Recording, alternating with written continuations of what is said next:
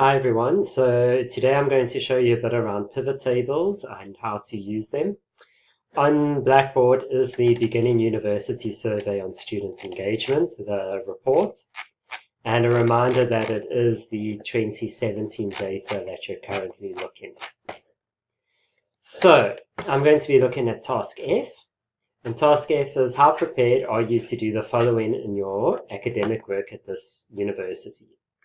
Write clearly and effectively, speak clearly and effectively, think critically and analytically, and analyze numerical and statistical information. And all of these are using the Likert scale, where 1 is not at all prepared and 6 is very prepared. And here it's just showing it for all students. Then it's separating for gender, male and females, and then first generation, where no parent or guardian has graduated with a university degree. So if you go and open your data, this is what it will start to look like. There is the raw data, and you can see there we've replaced the student numbers. There's all of the questions that you might want to analyze your information under, and then the ones that you're looking at over here are the ones in gray. Okay, and then over here we have a pivot table. And to insert the pivot table, just so you know, is actually very easily. You would just go insert pivot table, and yes, there's the table, and you'll go OK, and there we go. There's the pivot table over there. So I've gone and created a pivot table for you already. Let me delete that. I've gone and created a pivot table for you already. And here we're looking at faculties and their response to question over here, analyze numerical and statistical information. So the way a pivot table works is you have columns that run this way and rows that run this way. And then you have to put in something over here, which will be the count. So if I had to go and clear all of these, let's just click and drag out. So let's say, for example, I'm interested in thinking critically and analytically. I will drag that to columns, and then I will scroll up and see what am I interested in looking at. Well, let's have a look at gender, if there's a difference in gender. And then I drag gender to rows, and you can see at the moment it's blank because there is nothing in there to populate it with. So what I recommend you do is you just go and drag the students' IDs, and now it's suddenly doing the student count. So these are the number of students and how they've responded to how prepared they are to think critically and analytically. Where you've got null values, this will be where students said null or didn't respond.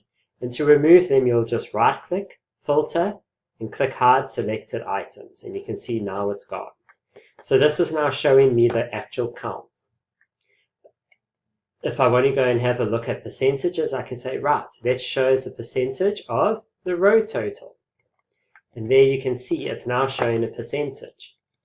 So I can see 49% of males, say they are very prepared, compared to 46% of females who say they are very prepared to think critically and analytically. This information can also be displayed on the pivot chart.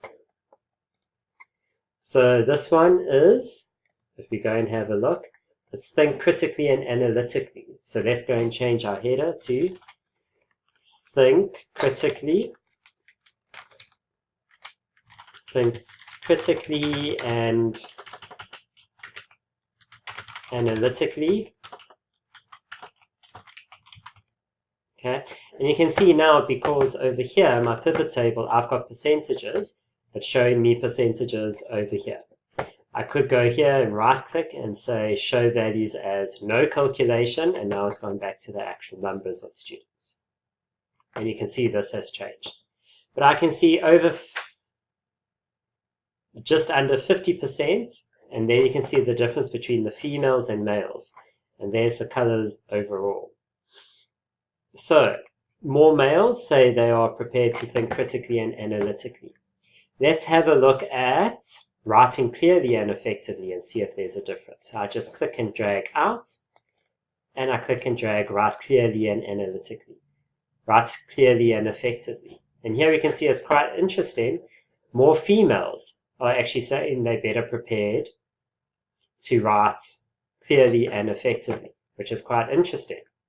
Let's go and see if there's a difference in faculty. So now I go and take this gender, I remove it, and I go over here to select faculty and I drag that.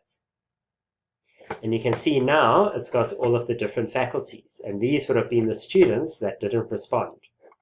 So I can just go here, right click, filter, hide selected items, and there we go. And this is now updated. So if I have a look here, and maybe let me go back and just right click and show values as a percentage of the row total. Just going to reduce the decimal places. And this has been updated. So interestingly enough, the engineers feel that they're actually less prepared. So you only have 50% who say they're very prepared in terms of writing clearly and speaking effectively. Whereas in the management sciences, they say that 61% of them are very prepared to write clearly and effectively. Let's pull in statistics now and see what it's showing. Health sciences has had a very low percentage respondents. That's why it's always good to go back here and show values as a count, because there you can see there were only 11 responses from health sciences. Okay, so you do need to bear in mind when you work in percentages to always go and see what is it a percentage of.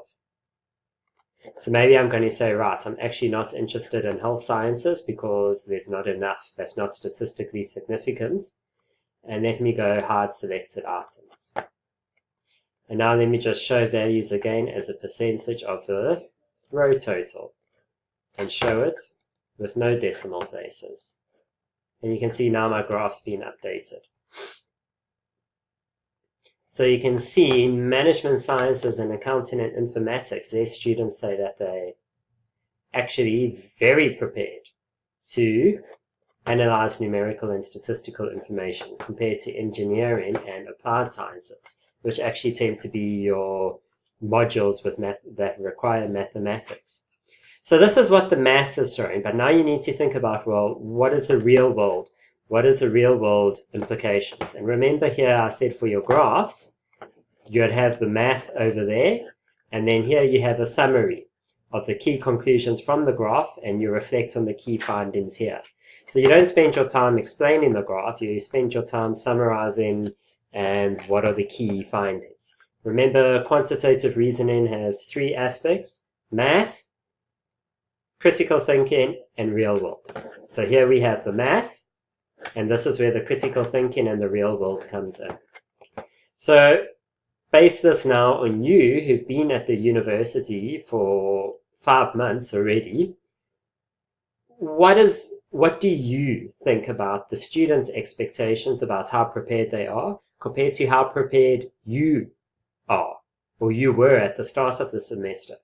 Were you really that well prepared to think critically and analytically? Were you really that well prepared to write clearly and effectively?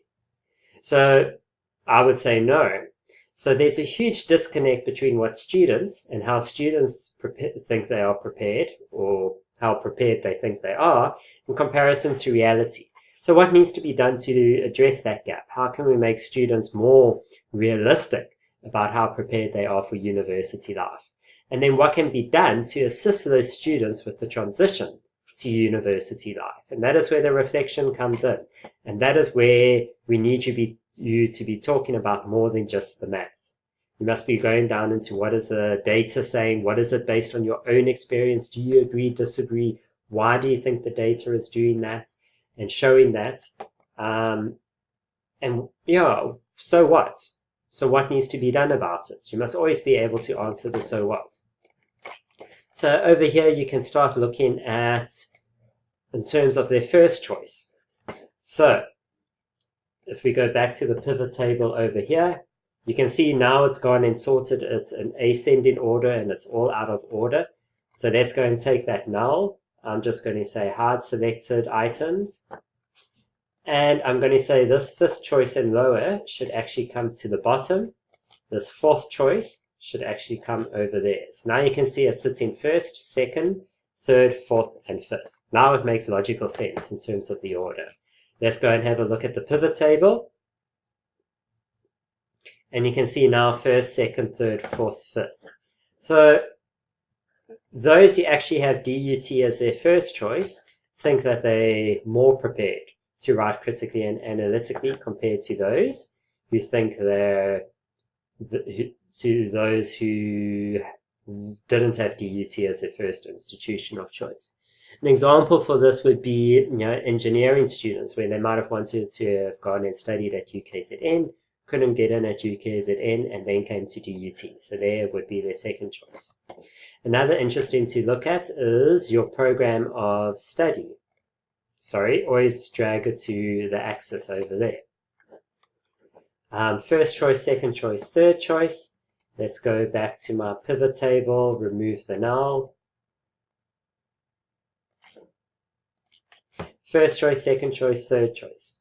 And here, for example, people might have wanted to do business information management as their second choice, and their first choice would have been applications development. And then you look at the difference between how well prepared they think they are to think critically and analytically. If you wanted to, you are able to actually do nested. So let's put in gender.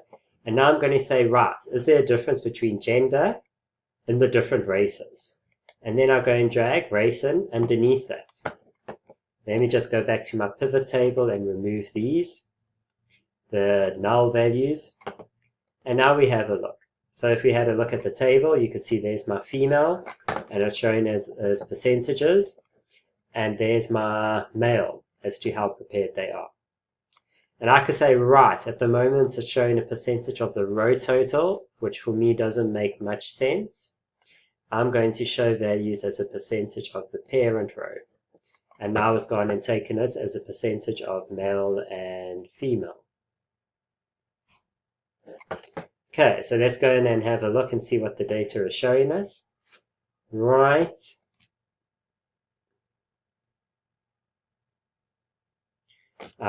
Let me just show values as a percentage of the row total. Okay. And now we go in and have a look and see what the data is showing. So is there a difference between what females say and what males say? So female Black Africans, you're sitting at 33 over there compared to male Black Africans. So we can see that male Black Africans are actually saying that more of them are saying that they're very prepared. A greater percentage are saying that they're very prepared for thinking critically or analyzing numerical and statistical information. Okay. Whereas we didn't see that difference coming through when we looked at it in terms of male and female and in terms of race. And now that we're doing the nested one, we're starting to see there is a fairly significant difference coming in over there. I would say it starts to become a bit more significant when your percentages difference is above 3 or 4, just as a rule of thumb. Let's have a look at Indian. You can see, oddly enough, those who say they're very prepared, again, this time around it's different. It's the females. More females are saying that they're very prepared compared to male Indian. Interesting. And then maybe let's have a look at the speak clearly and effectively. And is there a difference over here? And there you can see between Black African female and Black African male, it's 49%, 47%. So I would say fairly similar. You could also, if you wanted to, swap the order in which you nest these. So now it's got for each race, and it's showing here next to it, the female and the male. And maybe that's a bit more clearer here to see the difference between female and male. Here the difference between female and male for colored looks quite big. But again, it's always important